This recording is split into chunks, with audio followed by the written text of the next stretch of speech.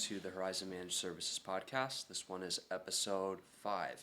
This one we're going to be talking about why technology is important to keep a business growing and relevant. So pretty much in this episode we want to talk about, specifically if business owners don't keep up with technology, what are some of the implications, as well as pretty much how often they should reevaluate their technology and what ways technology can do for businesses. So pretty much educating business owners on what is pretty much capable and what's out there from a technological perspective. So Sure. Just kicking it off, Rob, I mean, from your perspective, you as a business owner, you owning a technology company, why is technology important for businesses in the first place in today's day and age, whether they be in really any industry? Sure. We touched on this briefly a little bit in a previous podcast, but I mean, aside from technology is a necessary evil today. Aside from that, technology is a tool to allow businesses to grow, to do something more, to create something or have an advantage beyond that which they would just have without some kind of technology. It's same as like in a machine shop, for example. You have the manual mill or the manual lathe, like your typical Bridgeport and whatnot, or you have a CNC mill. I mean, it's a technological improvement to have a Bridgeport manual mill versus a CNC mill. The CNC mill allows you to do more with less resources. You put the machine there, it works, it does its thing. Technology is the same way, like when we're talking about computer systems or networking or security or anything like applications. It allows you to do more with less. It's kind of like a force multiplier. Sure. Just going off on that a little bit, I know there's a lot of core areas of technology is a very, very broad spectrum, but just from an IT perspective, like managed services, what are some ways that we can go and improve businesses from a technology standpoint? Sure. I mean, a lot of times we'll come in and the IT environment, we'll say it's in a state of whatever, and the business has been successful up to that point. However, we're getting brought in because they see a need for technological improvement. Some of the things that we typically do are look at ways of you're using SaaS products or like Office 365 or G Suite or Salesforce, you're paying, or Slack or whatever. You're paying for all of these tools typically that are kind of become commonplace in the business world today. But do you have a handle on all that you're paying for and all that you're using? A lot of times we find that clients, they're a mile wide and an inch deep as far as like they have a ton of different apps to do specific things, but they utilize them very little. And so whether that means we can automate or help them achieve more through like better leveraging the tools that they're already paying for, or kind of consolidate and say, hey, you got redundancies here. You're paying for this app over here. You're paying for this app.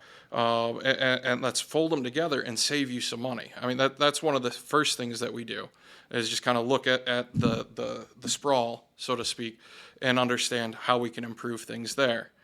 Beyond that, a lot of times it's us looking at their processes, working with our clients to understand how their business flows, what they do today, what are the pain points that they have that they understand, and they want to go, if we could solve this manual process and automate it, it would put like 2 hours back a day into this person's role so they could achieve more. So then we look at how can we leverage technology to improve their processes. That's a lot of the benefits of technology, not like removing the requirements of technology in today's business or the compliance requirements and all that. The benefits are truly just achieving more with less. Sure, and that makes a lot of sense. I guess one kind of scenario that popped in my mind, for example, I'm kind of thinking like, well, if I was a business owner, say for example, I owned an e-commerce website and I had like a warehouse, maybe I had a couple warehouse employees, but for the most part I'm running things, maybe on my own. And I want to say, hey, I want to use technology to either free up some time so I don't have to spend like 10 hours a day, but I don't necessarily know what there is to be improved on, and I don't know where to start. I mean, who would be the best person to reach out to try to? Would it be an IT provider or somebody else? How what would you recommend in terms of going about that? Yeah, I mean, a lot of times we recommend you contact an IT provider like us or any competent MSP, but you don't have you as the business owner don't have to know what's possible. A lot of times that's actually a hindrance to finding the right solution is when the business owner says, or the company goes, I want X tool to do Y function for me. It's kind of you're engineering it backwards. You're saying, I want this tool to do this process so that I have this result. And instead, what you need to do and what we recommend is, what is the result you want? Let's first start with that. What's the problem, and what is the success criteria, the end state that you want to get to? Once we have those two things defined, then we can start looking at, okay, what tool or tools do you have currently or could be added that would allow you to go from where you are to where you want to be? And it's tool agnostic at that point. You as the business owner that doesn't know what's available, just sit down and kind of go, what am I spending most of my time doing, and what do I want to free up so that I can execute more?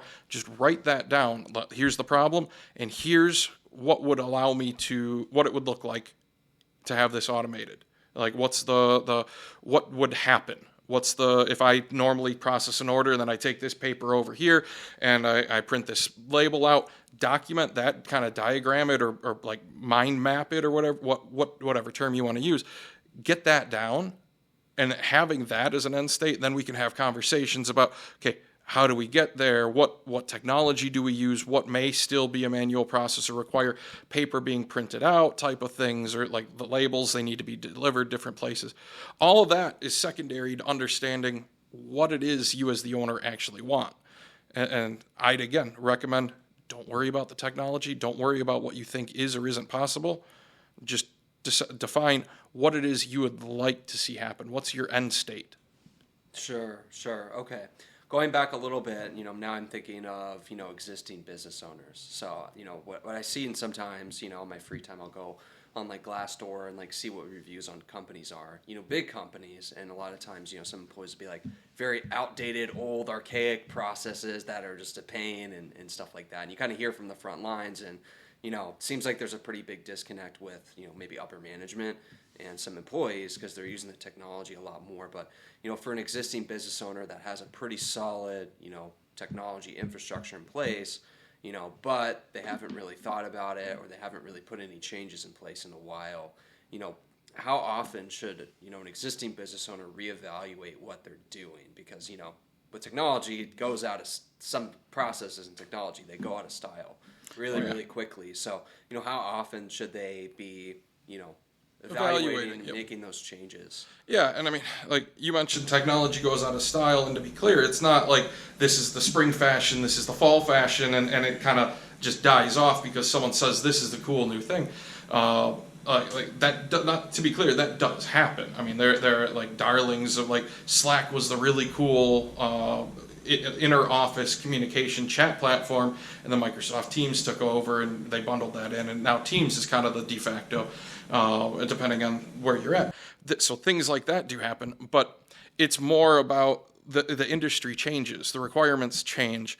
I don't want this to turn into another security podcast episode, but a lot of what goes in and out of fashion is a reaction in a lot of ways to what is happening to businesses from a security standpoint or from a regulation standpoint. And a lot of the regulations, like a lot of the laws, a lot of the rules that we all live by, they're created because something negative happened or an unintended consequence happened that wasn't foreseen. And so now we have to create a rule or a process or whatever, put something in place to stop that negative from happening.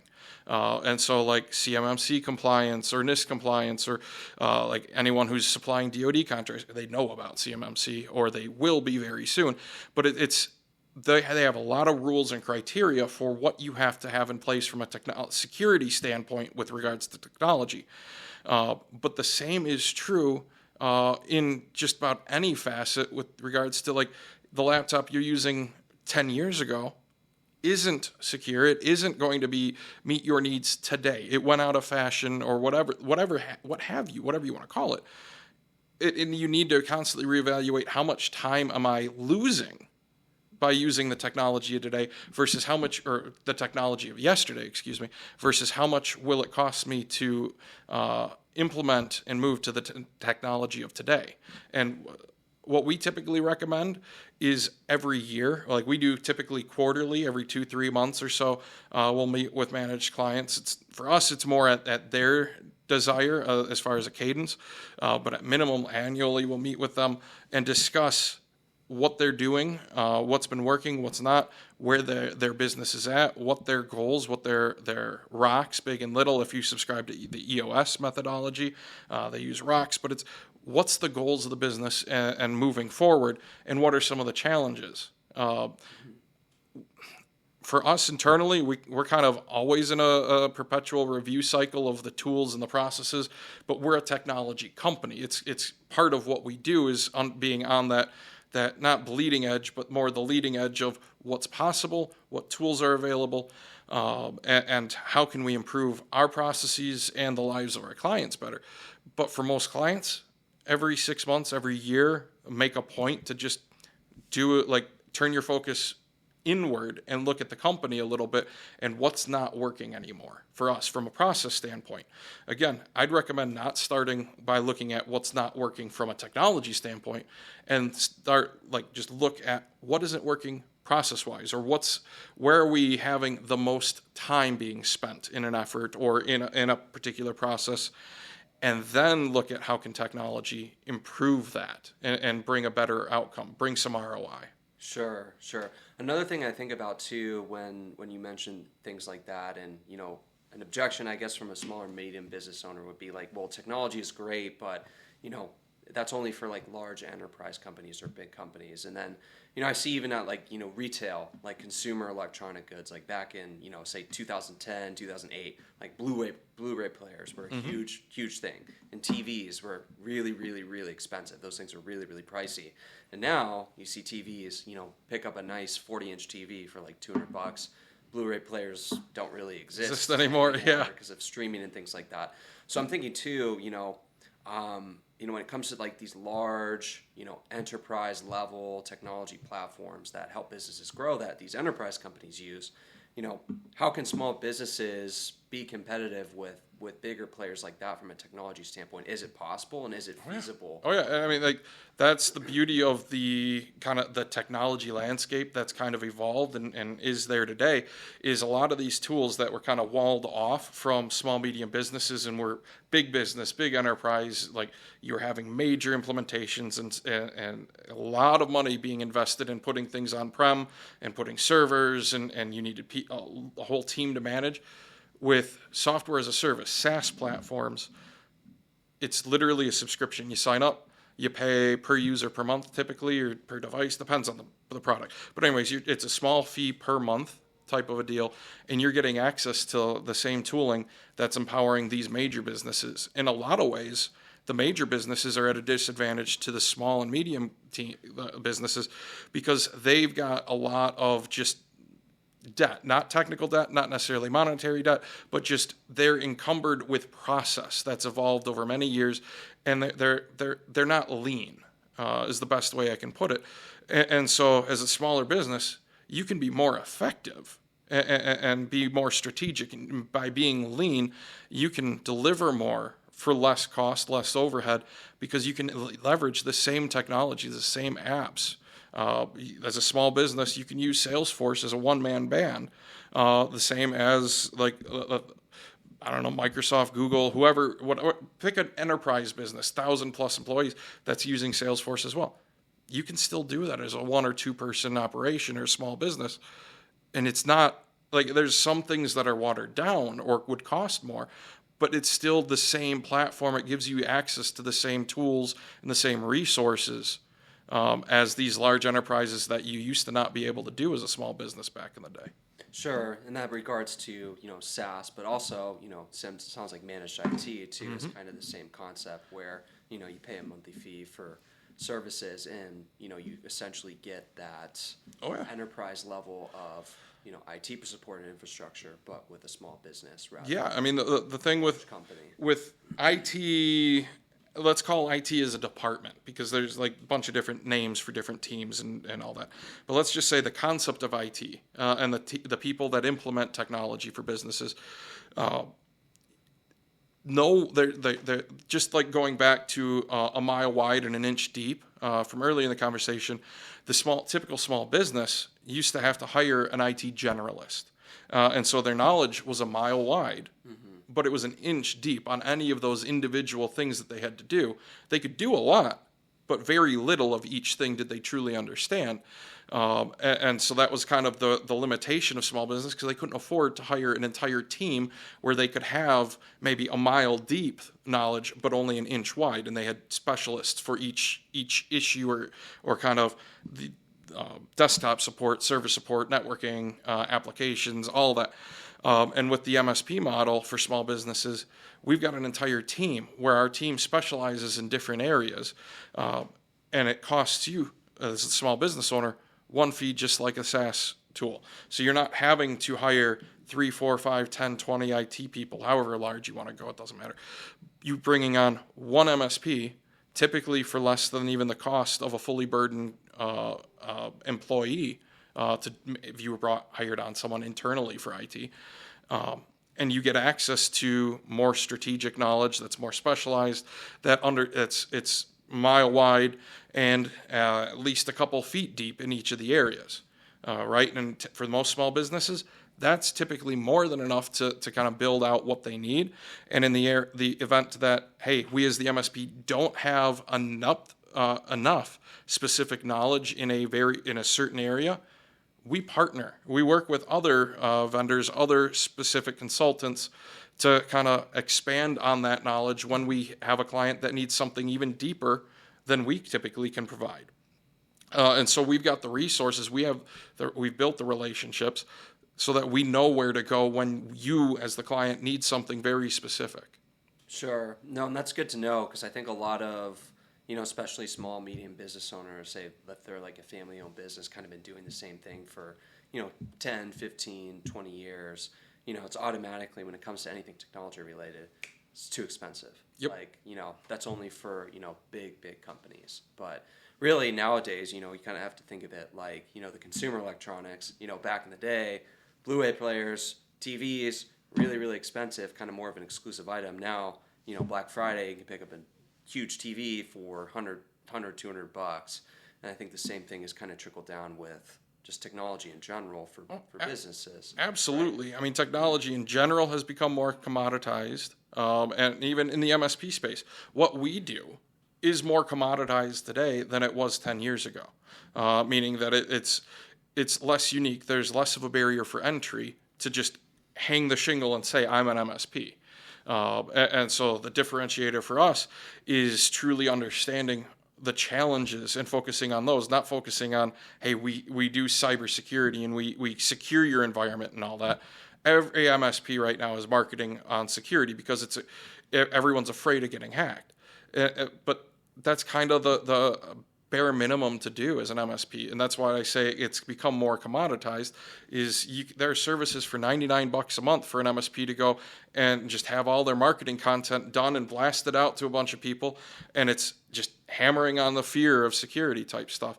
And those, I'd recommend, if you're going to talk to an MSP, talk to them, but ask them about their experience beyond just the security side of things, because those marketing on security, marketing on fear, typically are the ones that don't truly understand how to build a proper, mutually beneficial relationship that's going to solve your challenges in a way that's going to be cost effective. But in general, the small business, it's sign up. It's like Netflix. You just go to a website, sign up with a credit card. You have access to the tools that you didn't have access to 5 years ago that were kind of fenced off. And I'd say, no, now is the time to be a small business compared to a big business, because you can be a lot more nimble. No, that's good to hear. That's good to know. Yeah, when I think about MSPs too, because obviously, as the commoditization of technology, the barriers to entry go down. So there's more and more, technology providers, but it's all about finding one that will go above and beyond just being, like you said, with security, finding, essentially a partner / consultant. Yep. A good analogy that I kind of think in my head is that, same thing with like in the fitness industry too. You see like people selling, workout programs and very like generic things for cheaper, but probably not going to get that good of results just following like a cookie cutter type of plan. But if you spend the extra money, you hire somebody that's very, very knowledgeable that'll work specifically with you, then you'll get really, really good results. Kind of what I think about too with technology and MSPs, because it's easy to say like, hey, we can do cybersecurity, we'll get you this, boom, you're all set and done, rather than digging deeper and trying to figure out, okay, how can we optimize your business? Because right now, especially businesses are focusing on doing more with less. And it kind of leads me to my next point, which I like to ask, what are some of the risks that businesses face if they don't keep up with technology with their competitors? So say like business A kind of likes doing things the way they are. Business B is staying on top of technology, reevaluating, adopting new technologies. I mean, how would you, predict the trajectories of both of those businesses? I mean, there's too many variables to make an accurate prediction, but in generality, like for example, let's say they're both B2C companies, so they're dealing with consumers, personal purchases. One, not adopting technology means that they're requiring their customers to contact them for support or returns via an antiquated, maybe an email or a phone call process, rather than reaching their customers on the platform that their customers want to be reached on. So like company B that's adopting technology has a presence on Facebook, on Twitter, on Instagram, whatever. They're leveraging those for marketing, but also leveraging those for customer support and trying to create a better customer experience. And there are tools that allow, so you as a business owner might be going, oh my God, now I have to manage all these different tools. No, there are tools where you just hook your accounts up and it funnels everything in so you can interact with all your clients from one central dashboard on all the platforms they're on. And it allows the client, the customer, to have a better experience. They feel more engaged. They feel like you as the business are understanding them. And so they're more likely to purchase more or engage with your company more. They're more likely to be repeat customers. They're more likely to recommend and refer you out versus the company that says, I sell a widget, here's how you buy it, take it or leave it. I mean, in a lot of ways, I understand the desire of we make X product, it's good, you should buy it. Kind of the Ron Swanson mentality of why he buys his stuff at Gas and Stuff, I believe, or whatever wherever he goes and buy all this stuff in Parks and Rec. But it's like today's consumer doesn't want to be told how to purchase. They want to be kind of almost in the driver's seat. They want to feel like you as the business understand them. And so building that client experience, that customer experience to help them engage more is going to allow you to grow faster with less TCO and less customer acquisition cost and all of that, because you invested in technology and saw that it was a driver for growth and that it was kind of, I hate the term, but a necessary evil in today's landscape. Yeah, and that's a good point that you make of with the customer and user experience, because even from a consumer standpoint, if I want to do some online shopping or something like that, if the website isn't user-friendly or I can't immediately check out or I have to go through extra steps or they don't take a certain card or something, gone. Yep. Like, not going to buy from them. That's why I think, Amazon has done so well. It's just so convenient, by one click. Order, boom, in your house. They've even I think patented or they did something about the one-click ordering. They actually own a patent on it because of how smooth it made the process. But like another one I think of is like all the sites that use Shopify as their backend for e-commerce, and how convenient it is for me as a consumer to go and fill a cart, and then it goes, hey, do you have a Shopify account? I go, yes, and it goes, okay, like what's your phone number? They text me a code. I just put that in. I don't have to remember the login for my Shopify account. I don't have to create a new account for each website I've purchased from. It just, here's all your information. Here's your saved cards. Do you want ready to place the order? Click here, done. And it makes it so much more convenient to the point where I'll choose to pay more for a product because the experience of checking out and the ongoing experience of, if I have a problem, I can just go back here. It's got all my information saved, and I can just one click open a support case. It's worth it for the few extra dollars it costs me to buy that product. Now, I mean, you can scale that however you want depending on the product, but yes, it costs you as the business a little bit more to use Shopify versus WooCommerce in your typical business. But the benefits of using Shopify from the consumer experience far outweigh WooCommerce. And then from the day-to-day support of you having to build everything out and add on all these different plugins to do exactly what you need versus, I want these extra functions, click, okay, I'm enabled, I have them all, they're all set up. In today's world, spending a little bit more, like if you need something, just going with a prepackaged, a known thing, and then going, okay, I need more features, let me just do it, rather than have to sit there and, yes, I could cobble it together for free or next to no cost, but all the manual, the technical debt that you're accumulating, or even, not even technical debt, but just the debt of processes or procedure, or if something goes wrong, who's the one person that can troubleshoot it in your business? Like that's a review we're going through right now of where are all the, we call it the bus factor internally, where are all the things that if you, Mitchell, get hit by a bus, we have no insight into how to maintain or keep things running if something goes wrong. With me, with Mike, with any member on our team. And so we're trying to figure out, okay, how do we either document and transfer some of that knowledge so we don't have a single point of failure, or what tools should we consider pivoting to that eliminate those risks? And yes, it may have a little bit more cost, but dollar cost is not the only cost the small business needs to consider. There are a lot of other costs that are intangible that go into the ROI calculation that I think a lot of business owners take for granted because they focus on the P&L. Mm-hmm. Yeah, well, time is the biggest thing. I mean, you can get more money, but time is something that is finite. I think it was Mark. I saw a quote from Mark Cuban who, they were asking him about why he bought the American Airlines first class pass and and then why he flies private sometimes too. And his answer was that money is just a tool. The one thing I can't make more of is time, but I can buy my time by using money. So he's got money. He buys things that put time back in his day. They make him more efficient. They offload tasks that don't move him forward or what his goals, don't move him forward to trying achieving goals. It's putting that time is the thing, the finite resource none of us can actually get more of. And so typically investing a little bit is going to have a great return on the time, which is then going to allow you to move forward on your goals and trying to achieve the goals of you and your business, which in turn generates more profit and more revenue so that you can, it's kind of it's cyclical almost. You start investing in the business starts growing, so you have more funds to invest in the business starts growing and keeps growing.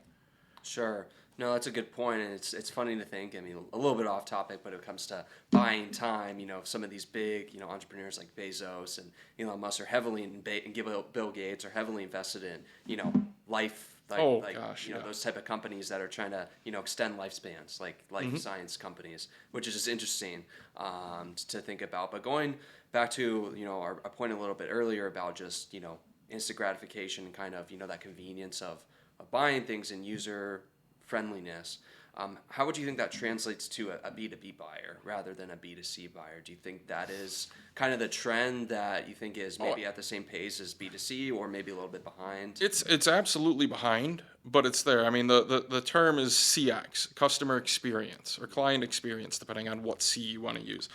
But look, we're all consumers. At the end of the day, we work in businesses, the employees of a business, the owner of a business, we all consume products in our personal lives. And so we understand what experiences we have on the personal side of things. The business world is typically behind on those experiences because it doesn't, in a lot of ways, you're serving different goals. The B2B relationship, the purpose of it is different than selling a product or a commodity or a one-off service, but it's still becoming more and more necessary to consider and to focus on. And at the end of the day, think of you as the small business owner. What do you want your client to experience when they, even if you're B2B, what do you want your client to experience when they work with you? Do you want them to feel friction? Or do you want them to have as great an experience as reasonably possible and affordable?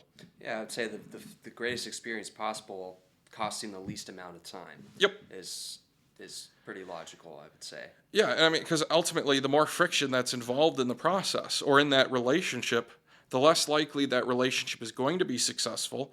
The more likely that, or I'm sorry, the less likely it's going to be successful over the long term, and the more likely that you or your team are going to have to spend and invest more and more time in even maintaining the relationship at its current state because of the friction and the frustration that's generated when things aren't moving smoothly.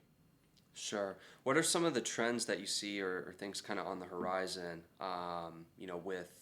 with B2B buyer? Like, I guess, for example, how can businesses, use technology to improve that, customer experience from a B2B standpoint?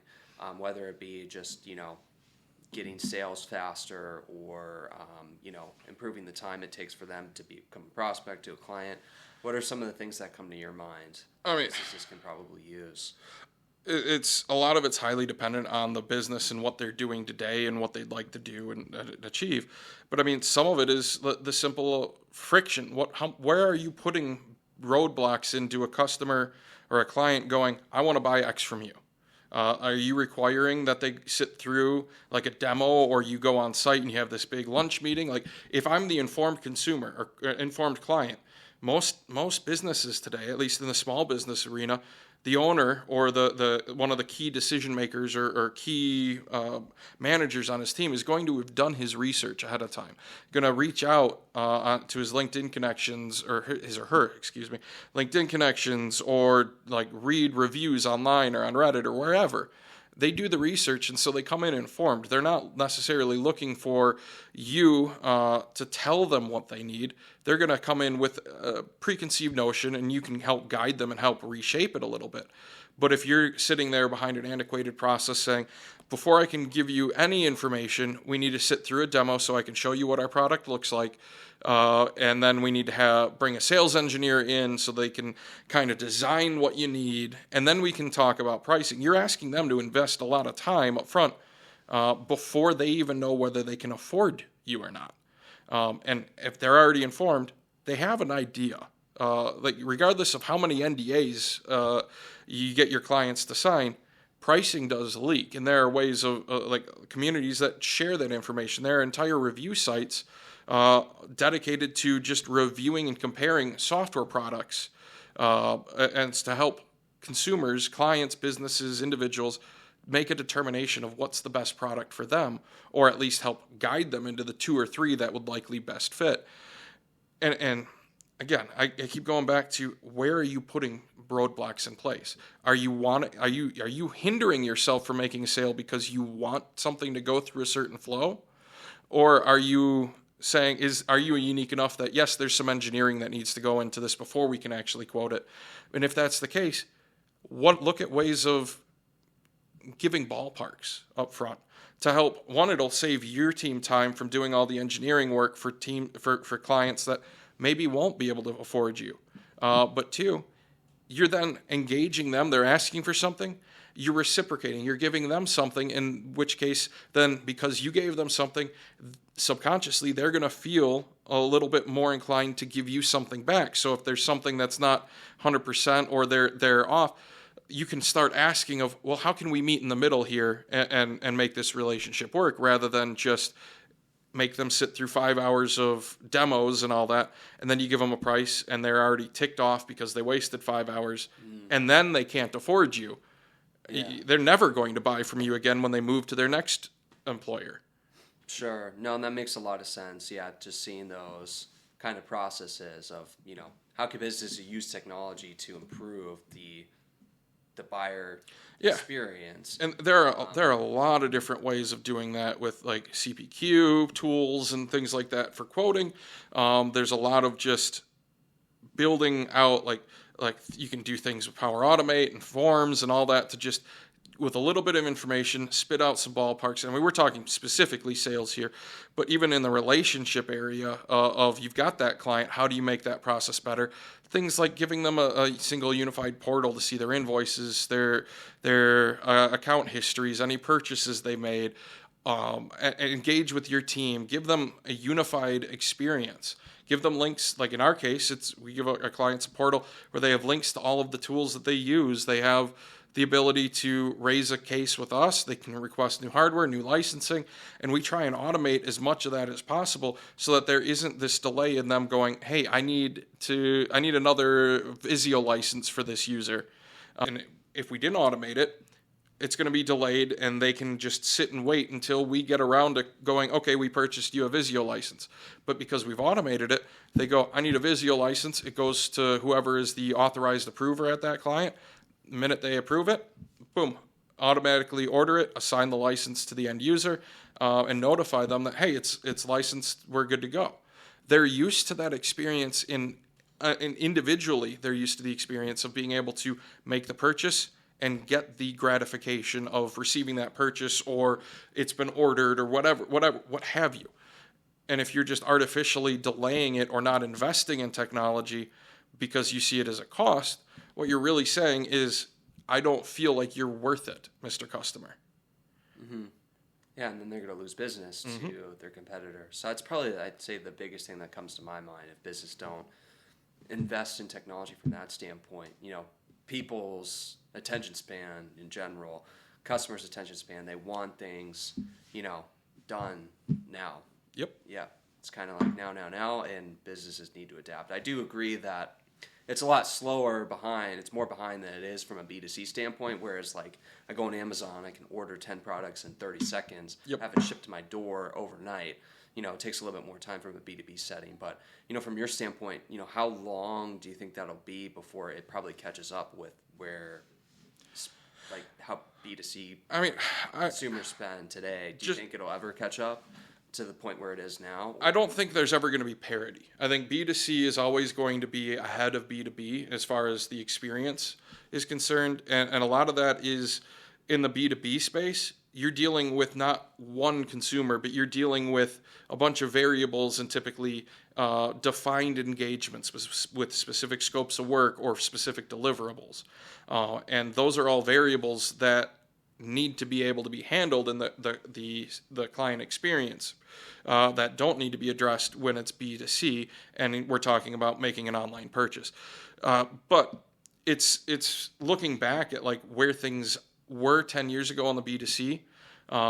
That's kind of where we are in the B2B right now. So it's like somewhere between 5 and 10 years a delay. And typically, and I mean, there's some tools that are closing that gap a little bit, but I don't think we're ever going to reach parity where it's B2C and B2B is the same. It's always going to be behind a little bit unless you happen to be like the Facebook type companies or Google or what, not the Facebook or Google, where you're focused on B2C and B2B, like you're split, and so you're leveraging the exact same tools. But companies that are focused on B2B or focused on B2C, they're going to be using different tools and technologies. Sure. Yeah, with the Facebook, I mean, us, the consumer, we are the product. Yep. And then businesses are the advertisers. They spend money exactly on ads. So, yeah, it's an interesting, from that split, same with Google. But on to my final question, kind of a more broader question, but what do you see coming down the pipeline from a technology standpoint, in the next 5 to 10 years? How do you think businesses will change? What changes do you see coming from a technology standpoint to businesses? Sure. Probably within the next 5, 6. Automation's the big one. Automation and AI. I mean, you hear about it in the news all the time, and so I think we're all kind of individually and collectively getting a little tired of hearing about AI and how it's going to change things, especially when you've got companies like Tesla advertising fully self-driving in 2016, and here we're in 2023, and it's still not fully self-driving, and so we're all getting tired of it. But looking at tools like ChatGPT that came out a month and a half ago or whatever, and other technologies like that, they're poised in the next 5 years to really start, for companies that are investing in technology to help them grow and advance, they're going to start really separating themselves from the herd by leveraging automation tools, leveraging AI and as assistants, as handling the returns processes and answering the basic questions that normally you used to have a team that would script kind of pathways and all the answers for potential questions. Now it's an AI that's going to be able to understand contextually what you're asking it and make I'll call it an intelligent, or rather an informed response, and help move that forward, where you don't have to build out all the different possible pathways and responses that bot can give. And it's just you turn it on, and now you have a customer service agent that works 24/7, 365, never gets sick, never calls out for any reason, and you don't really have to train it. You just have the cost of renewing the license every month or every year, or whatever product you're using it. That, I think, is going to start really being a game changer to allow companies to truly hit well above their weight class, if that makes sense. So would you say that's probably the biggest thing? What are some other automation tools? Because I know automation is, a broad spectrum. When I think of automation, I think of like self-driving cars and, Amazon robots taking over people's jobs. So no, but I mean, like, a lot of it it's not. I don't think automation on that scale. I mean, talking long-term, decades, we're going to see automation on those kind of scales, and coming down to smaller and smaller businesses, becoming more and more affordable. But like, even just automating the processes that you're doing manually right now, tools that used to, like Zapier was one that's been around for quite a while, but Microsoft's built their own process engine and incorporated it into Microsoft 365. So people who used to not be familiar with Zapier, but their business is on Microsoft 365, they see sometimes, hey, we got this tool. What can I do with it? Power Automate. What can I do? Business intelligence, like Power BI and Tableau and these other tools that were once just the domain of major enterprise, are becoming available and easier to use for small businesses that allow you to make more informed decisions, not just looking at the P&L as the business owner and then kind of using that plus my gut and an educated guess to make decisions about where we move the business, or which clients are good clients versus like we're hanging on to them because we've had them for years type of thing. Making informed business decisions to help streamline the operation and move strategically towards your goal.